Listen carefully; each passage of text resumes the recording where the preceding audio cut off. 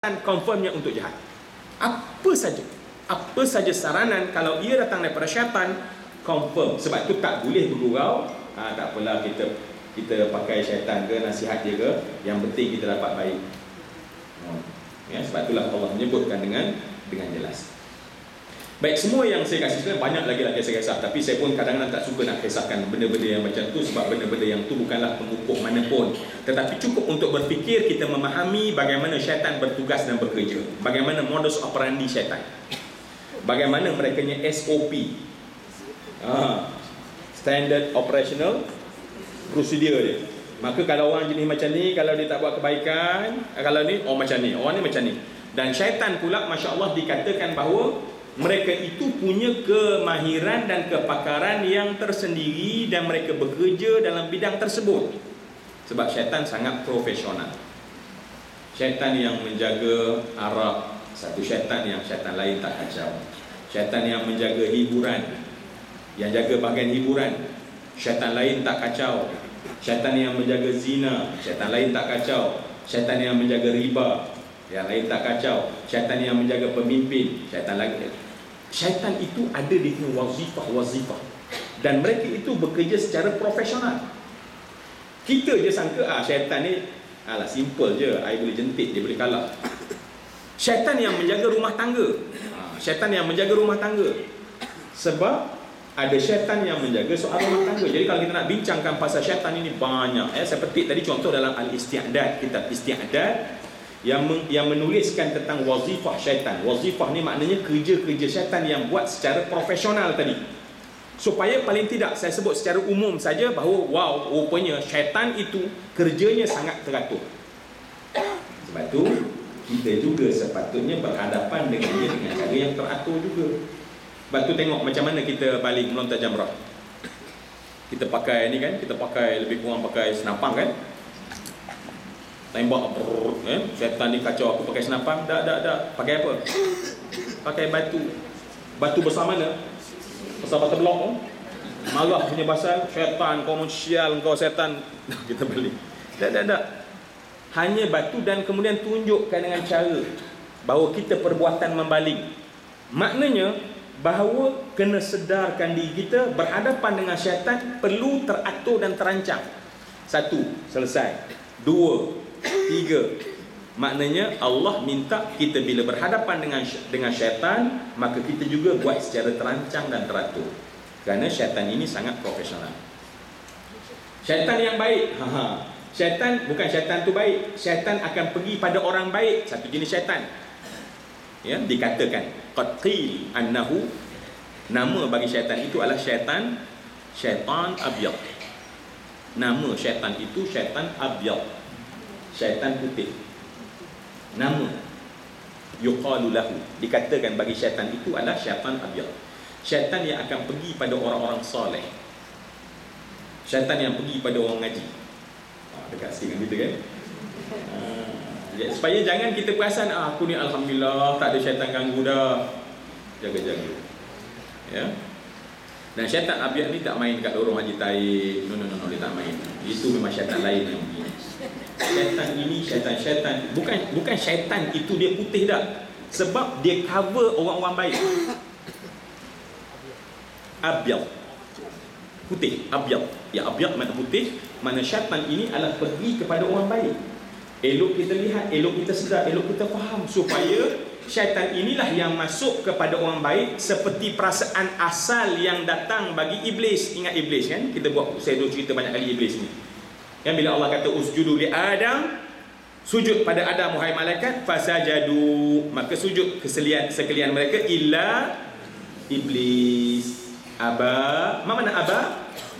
Enggan, toksik. Bahasa baku. Tak mau. Wastakbar. Apa dia? Wastakbar. Apa dia? Saya tulis kat belakang ni. Minta dibesarkan. Nampak tu bahaya. Sebab Allah menggunakan kalimah minta dibesarkan. Sebab itu bila kita minta dibesarkan, jaga-jaga, sebab syaitan dah mula menyelinap dalam hati. Ya. Sebab orang baik minta dibesarkan dengan cara aku dah jadi orang baik. Orang yang pandai, minta dibesarkan kerana aku pandai. Orang yang banyak lakukan tahajud, besarkan aku sebab aku lakukan tahajud. Sebab itu Allah menggunakan kalimah istakbara, yakni dia minta dibesarkan. Kenapa dia minta dibesarkan? Sebab dia rasa dia besar. Tetapi nak bagi nampak, kalau ada perasaan kita rasa nak dibesarkan, maka itu berbahaya. Sebab itu saya tulis kat belakang saya, Hamzah Sinta.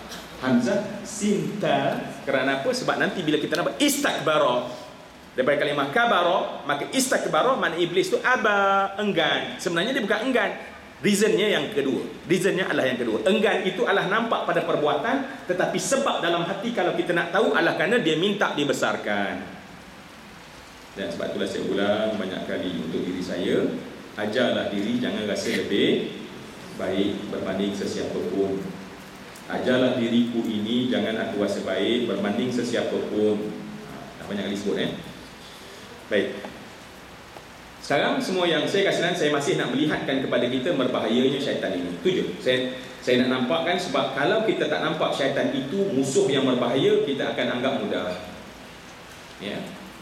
Sebab matlamatnya adalah kita memahami apa maksud minta perlindungan tersebut. Tetapi seandainya kita duduk dalam kelas ini masih belum nampak dalam gambaran kita syaitan itu memang berbahaya, maka kita tak akan bersungguh untuk minta perlindungan. Walaupun Allah kata fasta'iz billah, Rasulullah sallallahu alaihi wasallam pernah mensyarahkan ayat Allah Subhanahu wa taala tentang jalan Allah yang lurus. Apa kata Allah Subhanahu wa taala dalam firman Allah Subhanahu wa taala? Allah menceritakan tentang jalan Allah Subhanahu wa taala. Kena? Wa anna hadha sirati mustaqiman. Wa anna hadha sirati mustaqiman. Nabi bawa para sahabat syarahnya dengan bawa ke padang pasir dan buat garisan lurus. Wa anna hadza sirati mustaqiman. Sesungguh jalanku ini kata Allah mustaqim. Mustaqiman lurus. Wala tattabi'us subula. Wala tattabi'us subula. Maka lantas Nabi sallallahu alaihi wasallam buat garisan, satu garisan lurus atas pasir. Jadi Nabi masa tu tak ada PowerPoint. Ya, so Nabi menggunakan, maknanya Nabi minta kita di samping mengaji macam ni, sekali keluarlah. Lepas ni insya-Allah kita bawa keluar ke mana-mana, ya. Sebab itu konsep pengajian Nabi. Bukan hanya duduk dalam kelas, bukan hanya duduk di Masjid An-Nabawi. Nabi ajak para sahabat. Berkata Anas bin Malik, maka Nabi sallallahu alaihi wasallam menggaris satu garisan. Yang ketika itu para sahabat melihat dan Rasulullah menggarisnya. Maka Rasulullah bertanya pada para sahabat, tahukah kalian apa garisan ini? Allah wa rasuluhu a'lam. Allah dan Rasulnya yang tahu, sebab Rasulullah garis satu garisan lurus. Kemudian Rasulullah menggaris beberapa garisan lain di sepanjang garisan lurus tersebut. Maka bila Rasulullah dah perlihatkan semua itu, maka Rasulullah membacakan ayat Allah, wa anna hadza sirati mustaqiman fattabi'uhu wala tattabi'us subula, dan janganlah kalian mengikut subula. Jangan kalian mengikut subul, jalan-jalan, jamak subulan. Jangan kalian mengikut jalan-jalan ini, dan apabila kalian mengikut jalan ini apa jadi? Fa tafarraqa bikum an sabili. Maka apabila kalian ikut jalan ini, maka kalian akan tafarraqa. Mana tafarraqa? Mufaraqah. Kalian akan bermufaraqah. Tafarraqa, bermufaraqah daripada jalanku. Jadi Nabi nampakkan kepada kita, syaitan akan datang. Kalau tak makan cara ni, dia akan pergi pula dengan cara ni. Kalau tak boleh dengan cara ni, sepanjang jalan kita akan datang cara ini. Kalau tak boleh cara ini, dengan cara ini, maka syaitan tetap akan datang. Oh, tak boleh dengan cara orang maki kita, orang marah kita, datang pula dengan cara orang puji kita. Kalau kita tak berhati-hati dan bersedia, kita takut masa orang maki, kita kuat. Masa orang puji, dengan puji itu kita lari daripada jalan Allah SWT. Tafarraqa. Mungkin dengan isteri, tak boleh dengan kawan baik kalah kita. Setengah orang dengan kawan baik ajak benda tak baik, kuat dia dengan isteri pula. Ya. Sam'un Al-Ghazi, Simpson. Sam'un Al-Ghazi. Kan? Kisah Sam'un Al-Ghazi. Kisah yang menceritakan tentang bagaimana berlakunya peristiwa, bagaimana kisah yang para sahabat cemburu dan leleh air liur bila Nabi menceritakan tentang orang yang berjuang begitu banyak, beribadat begitu banyak. Contohnya Sam'un Al-Ghazi, Simpson. Kalah dengan siapa? Kalah dengan Delilah. Dia katanya, saya tak tahu, saya sebut je ya. Ya. Maknanya syaitan tengok-tengok kawan ni dengan harta tak makan, dengan pengaruh tak makan, dengan jawatan tak makan, dia pergi pada isteri. Kena apa sencari. Ya, dengan lain no, dia mantap dan kuat. Maka sebab itu semua yang saya hormati, supaya kita sedar pada di sini, syaitan akan menggunakan apa saja. Kankah Allah sebut dalam Al-Quranul Karim, apa kata Allah Subhanahu Wa Taala? Allah merakamkan sumpah dan kerja syaitan. Allah menyebutkan dalam Al-Quran, "Tsumma la'atiyannahum min baini aydihim wa min khalfihim wa an aymanihim wa an syama'ilihim wala tajidu aktsarahum syakirin." Itu ayat Allah Subhanahu Wa Taala dalam Al-Quran yang menyatakan kemudian la'atiyannahum, aku akan datang kepada mereka, yakni syaitan akan datang kepada mereka, pada saya, pada tuan-tuan yang ada di sini. Di mana syaitan datang? Mim baini aidihim, di hadapan. Wa min khalfihim, syaitan akan datang juga daripada belakang. Wa an aymanihim, daripada kanan kita. Wa an syama'ilihim, dan daripada kiri-kiri mereka. Dan apabila aku berjaya, maka wala tajidu aktsarahum syakirin. Bila aku berjaya merosakkan mereka, pertama yang berlaku adalah mereka tidak pandai bersyukur. Mengaji biasa je, tak syukur. Sebab tu ni secara langsung ni, tolong datangkan dalam hati, ya Allah, syukurnya ya Allah boleh mengaji. Datangkan rasa syukur. Sebab syaitan akan datang, ala biasa tu, biasa je lah, ngaji biasa lah, tak ada kerja. No, tak biasa. Ramai orang tak ada kerja, tak ngaji juga. Duduk momen berada di masjid ini satu benda yang paling besar, yang kemudian di hari akhirat nanti pasti kita menangis kepada Allah, terima kasih ya Allah. Tetapi mungkin satu momen yang hari ini kalau kita tengok, Masya Allah, duduk satu majlis, orang boleh ubah, transform, kita mendapat duit yang sekian-sekian banyak, Allah, menangis kita terima kasih kat dia. Tetapi kita duduk di majlis ini yang jauh lebih besar daripada ribuan, bahkan jutaan. Ini yang kita kena rasa. Bila kita rasa, baru kita syukur. Tapi syaitan akan datang, no, biasa je, biasa. Sebab itulah bila kita rasa biasa, kita tak akan syukur. Dan itu adalah antara ciri syaitan dah mula menguasai seseorang. Ya Allah, saya nak ajar diri saya syukurnya ya Allah, saya boleh masuk dalam majlis ini. Syukurnya ya Allah, saya boleh berjumpa dengan rakan-rakan yang baik di sini. Syukurnya ya Allah, saya boleh berdoa dalam majlis ini. Syukurnya ya Allah, saya boleh berzikir dan menyebut nama Engkau dalam majlis ini ya Allah. Syukurnya ya Allah, aku boleh membahaskan ilmu-Mu ya Allah dalam majlis ini. Datangkan syukur, tuan-tuan. Ya, sebab masalahnya adalah manusia ni syukurnya sedikit. Jadi sebab itulah bila sikit syukur, ciput je syukur dia. Saya selalu sebut kan, kita ni sebut syukur apa?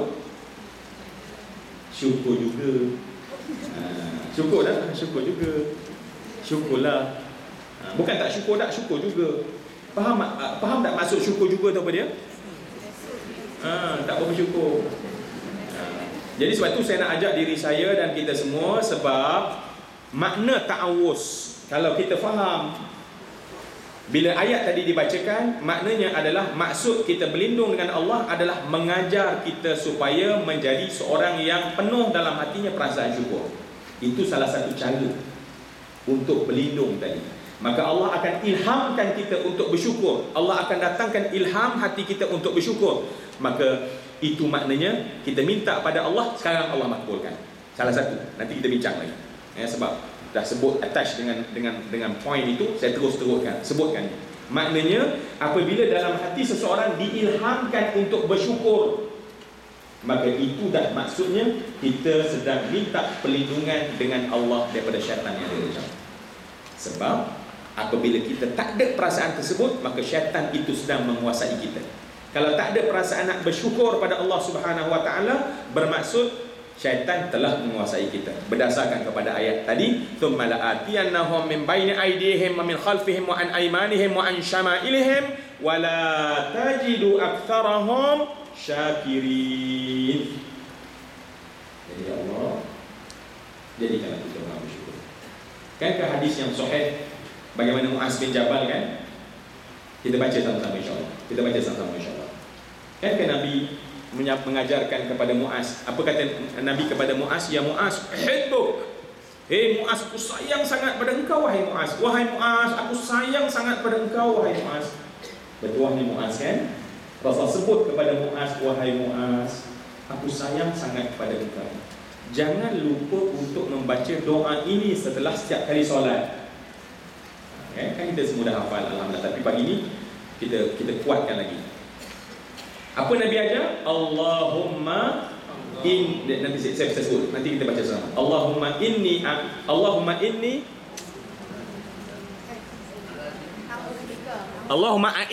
okey. Allahumma a'inni ala dzikrika wa syukrika wa husni ibadatika.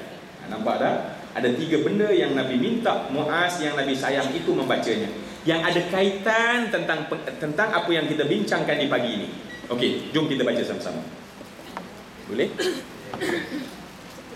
Boleh ke? Boleh. Ha? Boleh?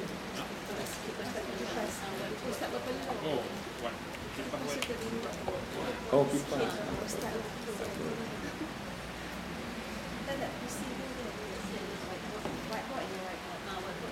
Kenapa dia?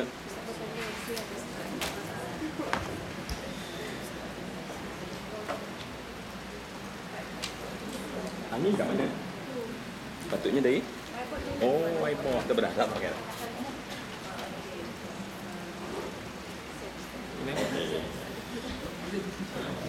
Nikmat je kan? Kadang-kadang insya-Allah bila tak ada berasa nikmat kan? Bila ada biasa-biasa je. Yang tadi kena kipas panjang-panjang tak syukur pun kan? Tapi orang bila tak ada macam saya ni, Allah manalah panas sangat ni kan? Okey, kita baca sama-sama insya-Allah. Tapi baca kali ini untuk kita terus amalkan, sebab Nabi berpesan kepada orang yang Nabi sangat sayang. Kata ulama, bila Nabi pesan pada orang yang sangat Nabi sayang, itu maknanya Nabi minta, kalau siapa nak minta disayangi oleh Nabi, maka sebut perkataan ini. Ya. Dia mafhum mukhalafah disebut. Mafhum mukhalafah. Wahai Muaz, aku sayang pada engkau. Jadi ulama kata mukhalafahnya adalah, siapa-siapa saja yang nak mendapat sayang Nabi, cuba ikut. Sebab nanti di hari akhirat atau apa saja kebaikan kan, bukankah kebaikan itu akan dipersembahkan kepada Nabi, dan Nabi lihat, hamba ni mengikut sebab pernah mendengar bahawa aku sebut pada Muaz, wahai Muaz, aku sayang pada engkau. Okey. Kita baca sama-sama ya. Allahumma a'inni ala dzikrika wa syukrika wa husni ibadatika. Sekali lagi. Allahumma a'inni ala dzikrika wa syukrika wa husni ibadatika. Allahumma a'inni ala dzikrika wa syukrika wa husni ibadatika. Amin. Jadi Nabi minta baca lepas solat. Maknanya banyak kali baca. Cuba bayang. Dan perasan tak apa yang Nabi baca? Ya Allah a'inni, tolonglah aku. Apa yang kita minta Allah tolong kita? Yang pertama sekali kita minta tolong adalah supaya ingat engkau. Rupanya nak ingat Allah kena minta tolong juga pada Allah. Jangan terlupa itu kaedah. Kalau kita nak ingat Allah, kena minta tolong pada Allah untuk ingat Allah. Kalau kita tidak minta tolong pada Allah, kita tidak boleh ingat Allah. Dan yang kedua tadi, poin yang penting yang kita bincangkan supaya kita nak minta jauh daripada syaitan adalah minta supaya kita ini pandai bersyukur pada Engkau ya Allah. Sebab ada orang tak boleh datang rasa syukur. Ayah rasa biasa saja. Saya sebutkan tadi pun biasa saja. Dan apatah lagi dalam bahasa Malaysia ni ada syukurlah juga. Syukur juga, bukan tak syukur, syukurlah juga. Jadi kalau syukurlah juga tu apa maksudnya? Sikit je lah kan. Saya ajak tuan-tuan datang rumah saya makan nasi lemak. Rumah saya katanya pandai masak nasi lemak. Lepas habis makan saya pun tanya Tuan Haji, macam mana Tuan Haji? Nasi lemak rumah saya masak, sedap juga. Sedap juga tu maksudnya apa? Abang faham lah. Jangan ceritalah dalam kelas nanti, rumah saya masak nasi lemak sedap. Ya. Jadi Masya Allah, itulah kita sebenarnya dalam kehidupan. Sebab bahasa adalah satu program yang terbit daripada dalam. Dia bukan saja-saja keluar. Syukurlah, syukur juga. Itu bukan saja-saja keluar, tetapi terbit dalam program di dalam. Sebab kita tak berapa syukur. Sedangkan Rasulullah, apa jadi pada Nabi? Tengok Nabi ya, Nabi SAW apabila Nabi melakukan solat malam, kan dalam hadis yang diriwayatkan Imam Bukhari yang sampai kepada kita daripada Aisyah, yang kata sebagian yang lain daripada Syaddad bin Aus.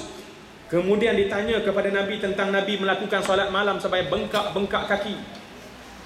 Pernah berlaku ke kita sembahyang malam sampai bengkak kaki, tuan-tuan? Ya kan, nampak senyum tu ya, tu macam tak nak cerita kat orang kan? Lenguh kan?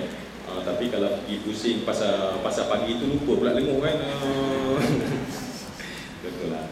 Baik, semua yang saya kasih lihat dan ditanya kepada Nabi, tolong dengar, sebab ini saya telah kita terus membawa satu maksud daripada ta'awuz itu adalah minta syukur.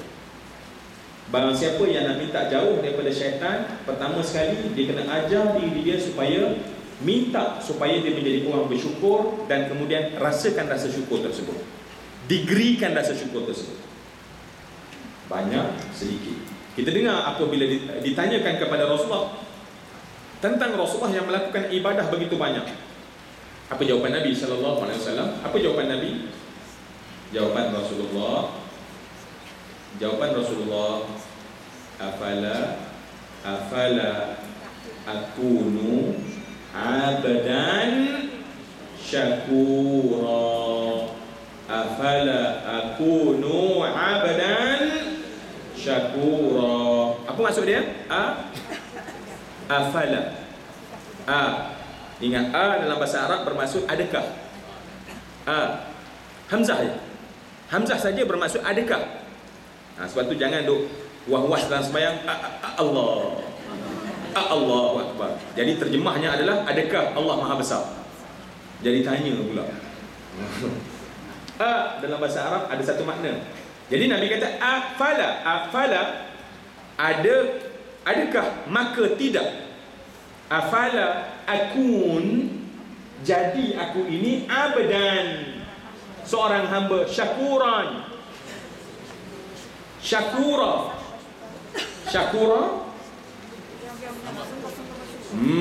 Alhamdulillah, kita dah bincangkan dan kita dah dengar supaya kita nampak macam mana Rasulullah. Bagaimana Rasulullah? Rasulullah kata apa dia? Afala akunu abdan syakura. Apa maknanya? Saya nak dengar terjemahan ramai-ramai. Ya?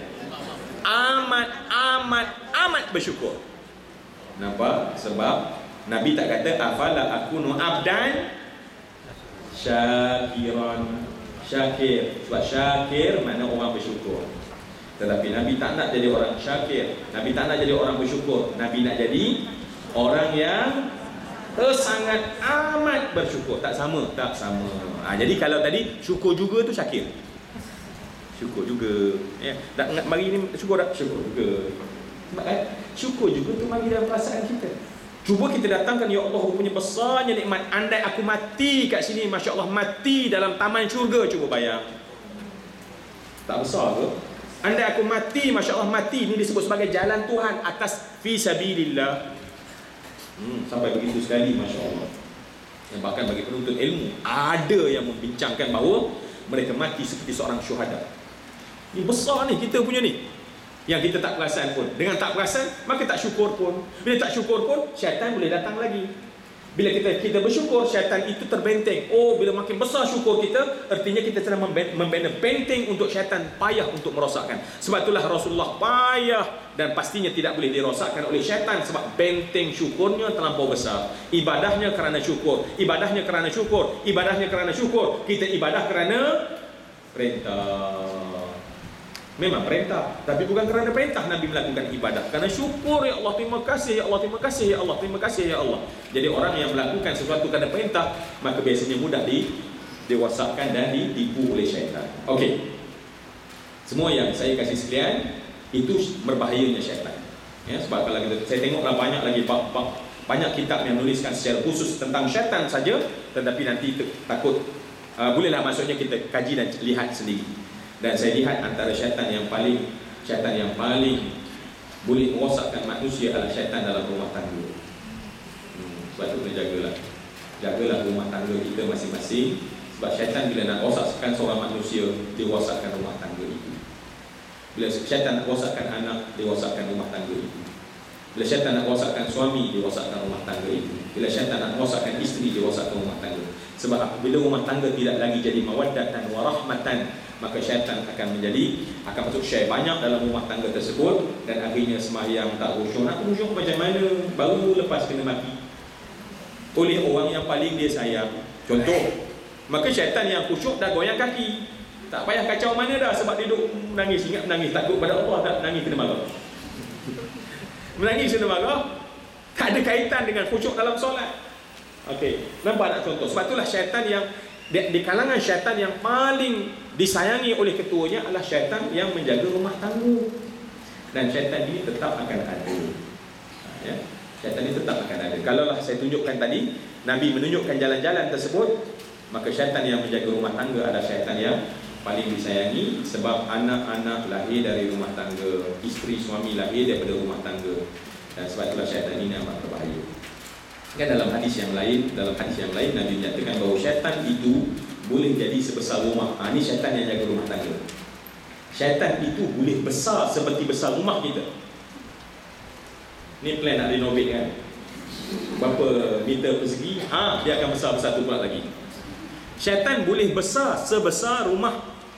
Besar mana rumah tu? Besar tu syaitan. Cuba bayang, kita masuk dalam rumah sama macam masuk dalam syaitan. Sebesar itu. Siapa yang membesarkannya? Yang membesarkannya adalah kita. Dia menjadi berkuasa kerana kuasa yang kita berikan kepadanya. Ini syaitan dalam rumah tangga sebagai contoh. Dan kata Rasulullah, syaitan boleh jadi kecil sebesar lalat. Kazubab, seperti lalat. Syaitan yang jaga rumah tangga seseorang itu boleh besar sebesar rumah, dan syaitan itu boleh kecil sebesar lalat. Maknanya Nabi kata ada tetap ada. Bukan rumah tangga ni baik, soleh, lagi kat sebelah rumah, dia tak datang rumah kita. Dah tetap ada. Maka janganlah suburkan syaitan itu. Sebab syaitan itu subur sangat dengan bila rumah tu tak ada zikir, ya, lara, lalai, caci, maki, cakap kotor, cakap tak elok, cakap lucah dalam rumah tersebut, maka syaitan akan makin besar. Penuh dengan hiburan, penuh dengan gambar-gambar, penuh dengan patung-patung. Maka pada ketika itu syaitan makin besar, makin besar. Dan tenaga tersebutlah yang digunakan untuk rosakkan kita. Rosakkan, lalaikan, sehingga akhirnya satu rumah tersebut berjaya dikuasai olehnya. Tetapi cuba bayang dalam rumah yang kita masukkan zikir, kita bacakan Al-Quran, kita alunkan alunan Al-Quran, kita masukkan dalamnya solat, kita solat di mana-mana dalam rumah tersebut, maka pada ketika itu syaitan akan makin lemah, maka dia akan kacau. Dan kita rasa kacaunya seperti lalat yang duduk atas muka kita. Macam mana rasa? Rasa macam mana? Ganggu dah? Ganggu. Tapi setara tu. Tetapi kalau syaitan dah sebesar rumah, maka kita akan ikut apa dia kata. Jadi sebab tu, marilah semua yang saya kata memahami maksud berlindung dengan Allah daripada syaitan itu. Sedar sekarang, Masya Allah, rupanya dalam rumah tangga antara syaitan yang paling berbahaya. Ya? Jadi jom kita jaga rumah tangga kita dengan rumah kita banyak alunan Al-Quran. Ya? Kalau kita tak boleh mengaji, pasang apa ni? CD. CD. Ya. Pasang CD mengaji. Ni orang kata, Ustaz, tak ada pahala dapat CD mengaji.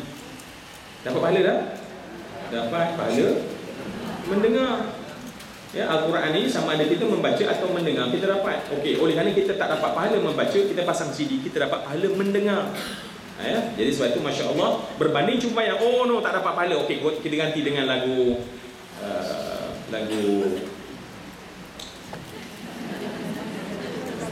siapa-siapalah penyanyi-penyanyi itu, maka syaitan akan menjadi besar. Jadi sebab itu semua yang saya kasih sekalian, saya nak kita lihat bahawa syaitan itu amat berbahaya. Dan tadi saya telah sebutkan satu cara untuk berlindung adalah dengan memperbanyakkan syukur. Dan syukur ni adalah keadaan dalam diri, itu yang payah sikit tuan-tuan, ya. Dan dia ada degree daripada syukur sampailah paling syukur macam Rasulullah yang tidak ada shilling lagi. Dia sangat, ya. Bawah daripada syukur adalah kufur. La in syakartum la azidannakum wa la in kafartum, maka Allah menggunakan kalimah lawan bagi syukur adalah kufur. Ya, sebab tu dalam surah Ar-Rahman tu berapa kali Allah ulang? 30 lebih kali Allah ulang kan. Fa bi ayyi ala'i rabbikuma tukadziban. Apa maksud dia? Fa bi ayyi ala'i. Fa bi ayyi. Mana satu? Ala'i, kurnia. Rabbikuma, Tuhan, kurnia Tuhan kamu wahai jin dan manusia. Tukadziban, yang kamu dustakan. Apa maksudnya? Hati kita mendustakan nikmat itu. Kita tak kata itu nikmat, kita tak cakap itu nikmat, kita tidak declare itu nikmat, kita tak feel itu adalah nikmat. Itu Allah ulang banyak kali. Ada iman tak rasa itu nikmat. Maka orang yang tidak merasakan itu, Allah gunakan kalimah apa dia? Tukadziban, mendustakan nikmat. Ya, kita dengar aman damai ini satu nikmat. Ini satu nikmat. Kita dapat keluarga, itu satu nikmat. Jangan dustakan, jangan dustakan. Apa yang dapat, jangan dustakan. Sebab Allah kata la in syakartum la azidannakum. Kalau kita syukur, Allah tambah. Lain. Kalau kita nak syukur ni, mengaji ni, kita nak bersyukur untuk mengaji ni, maka kalau kita nak dapat lebih banyak ilmu dalam majlis ini, maka perbanyakkanlah syukur. Sebab Allah kata la in syakartum, kalau kamu syukur, kata Allah, aku tambah. Jadi Allah tambah sama ada Allah tambah semangat kita, sahwah kita. Allah semangat, Allah tambah faham kita. Saya lontar sesuatu, Allah beri faham yang banyak, sebab faham itu milik Allah Subhanahu Wa Taala. Kita hanya cetuskan saja. Tetapi kalau tak syukur, berlalu begitu sajalah. Berlalu begitu saja pengajian kita. Tanya nanti orang rumah tanya kita, orang rumah kita balik tanya, abang mengaji apa tadi? Entahlah, mikrofon tak berapa clear lah. Mikrofon yang tak berapa clear, Masya Allah. Tak tahulah masjid ni kan banyak kali komplain tadi, kata tak elok-elok lagi, Masya Allah. Jadi macam-macam yang kita disebabkan oleh kita tak dapat. Jadi janganlah tak dapat, ya. Baik, semua yang saya kasih sekalian, saya menyebutkan tentang berbahayanya tipuan syaitan itu. Dan dia akan terus menggoda kita sampailah dia berjaya kepada matlamat dia. Apa matlamat yang saya katakan dulu? Apakah matlamat akhir syaitan bagi setiap orang? Untuk jauh tu subjektif. Kita jelaskan apa maksud dia. Ya, menjadikan seorang itu kafir pada Allah. Dia nak hamba Allah ni kafir pada Allah. Kafir. Ya, kafir. Bukan kufur yang dikatakan tadi. Kufur itu dalam bahasa tadi maknanya dia itu kufur nikmat. Tapi syaitan bukan nak kita hanya kufur nikmat, tetapi kafir. Kafir adalah isim fa'il, maknanya title untuk dia. Kufur itu adalah sifat dan sikapnya terhadap nikmat. Tetapi yang dia nak matlamat akhirnya adalah seorang itu memegang identity. Apa identitinya? Identiti seorang kafir. Itu matlamat syaitan. Pada siapa? Pada semua. Pada semua orang, termasuk kita yang Islam. Jangan rasa kita dah Islam maka kita selesa dengan Islam kita. Maka sebab itu jangan semua yang saya kasih. Sebab syaitan bila kita belajar, kita dapati bahawa dia akan terus mengarahkan usaha dia sampai ke titisan darah kita yang terakhir, sampai nafas kita yang terakhir. Berjaya alhamdulillah. Ya, kalau tidak wal'ayazubillah. Jadi sebab itu semua yang saya kasih sekalian, ingat syaitan itu menjauhkan, maksud menjauhkan itu menjadikan seorang itu kafir pada Allah Subhanahu Wa Taala. Kafir. Jangan dalam hati tak perasan, rupanya syaitan tanda kita supaya jadi kafir dah. Kena faham tentang perkara itu. Syaitan menanda seseorang untuk dikafirkan. Introduksinya adalah dengan buat maksiat, lalai-lalai dan segala macam. Itu semua adalah introduction semata-mata. Tetapi matlamat akhirnya adalah untuk mengkafirkan seseorang kepada Allah Subhanahu Wa Taala. Wal a'yadu billah. Okey, semua yang saya kasihkan, saya harap kita duduk pada pagi ini nampakkan benar-benar bahawa syaitan itu berbahaya. Itu je. Mesej pengajian ini, kesedarannya adalah bahawa syaitan itu berbahaya sangat. Dan lebih berbahaya sebab kita berlawan dengan seseorang yang kuat tetapi kita tak nampak. Saya boleh lawan dengan Mike Tyson. Saya boleh cabar Mike Tyson dengan syarat you kena tutup mata Mike Tyson. Maknanya walau sekuat mana Mike Tyson, kalau ditutup mata hilang. Sekarang ni kita dalam posisi kita tutup mata, syaitan melihat kita. Syaitan boleh tengok tapi kita tak nampak syaitan. Tapi jangan pula tiba-tiba, ya Allah, perlihatkan aku syaitan. Lagi teruk. Sebab manusia ni tak mampu nak tengok syaitan. Kerana muka dan rupanya, kerana mendapat laknat pada hari mendapat laknat tersebut, wajahnya menjadi begitu buruk. Dan takut manusia-manusia yang suka kecantikan ini tak mampu melihat benda yang buruk-buruk. Jadi tak perlu pun minta, ya Allah, aku nak berlawan dengan syaitan, aku nak berlawan dengan syaitan, perlihatkan aku syaitan. Ya? Tak payah. Hanya perlihatkan jalan dia. Perlihatkan jalan itu kena. Perlihatkan jalan itu kena. Ya? Sebab itulah semua yang saya kasihkan. Syaitan ini adalah kedudukan kita ni, kita sedang berlawan dengan dia, tetapi kita sedang tutup mata. Dia tengok kita, kita tak nampak dia. Cuba bayang, lebih susah, lebih sukar. Maka sebab itu kita kena jadi macam Tok Guru Shaolin. It's okay untuk tutup mata. Pernah tengok kita Shaolin? Yang tak tengok pun andai-andai lah pernah tengok kan.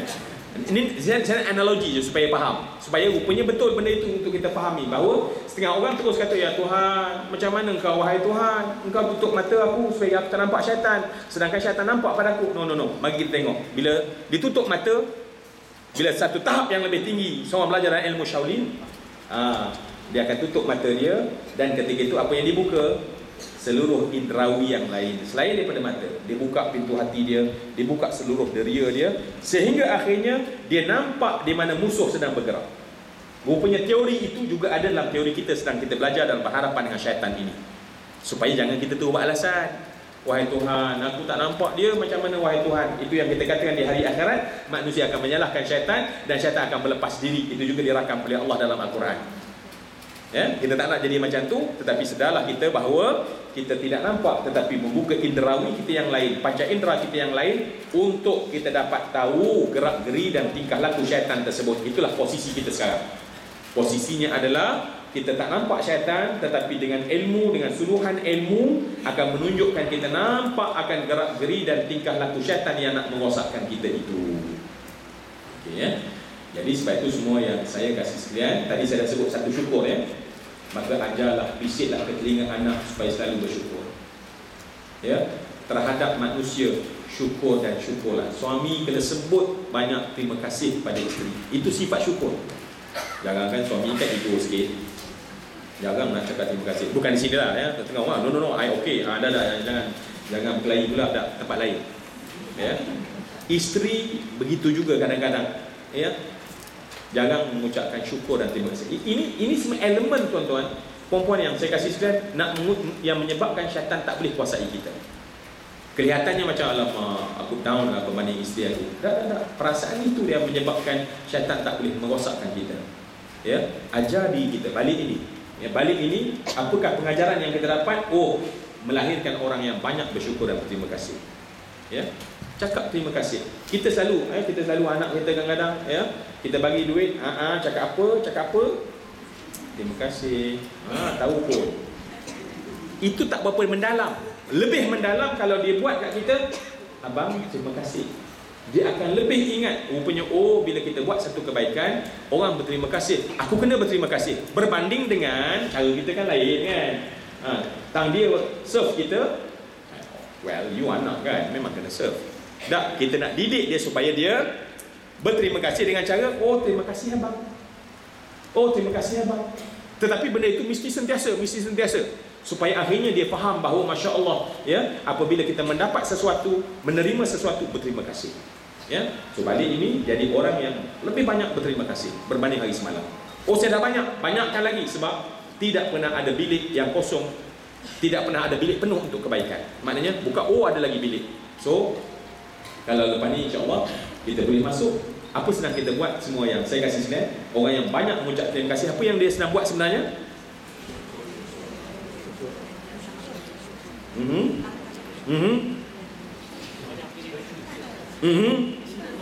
Saya nak dengar topik kita. Kita sedang berlindung dengan syaitan. Ucapan terima kasih, budaya terima kasih itu sebenarnya membenteng kita daripada syaitan. Bukan sekadar oh terima kasih. Ya, terima kasih untuk syukur, tetapi lebih besar adalah rupanya itulah yang membenteng kita daripada syaitan. Ya, berdasarkan kepada firman Allah yang saya bacakan tadi, "Tsumma la'atiyannahum min baini aydihim wa min khalfihim wa an aymanihim wa an syama'ilihim wa la tajidu aktsarahum syakirin." Kalimah syakir adalah orang yang syaitan tak boleh nak kuasai. Orang yang tidak bersyukur adalah orang yang syaitan boleh kuasai. Orang yang syukur jugalah masih boleh lagi syaitan menguasainya lah. Tetapi kalau kita dia benar-benar bersyukur, maka syaitan tidak ada ruang walau sebesar lubang halus untuk syaitan mendatangi kita. So praktis syukur insya-Allah. Ya, ajarkan syukur, ucapkan masya-Allah, rasakan dalam hati kita setiap kali untuk seseorang itu, ya. Baik. Akan datang kita akan sebut lagi, ya, beberapa perkara yang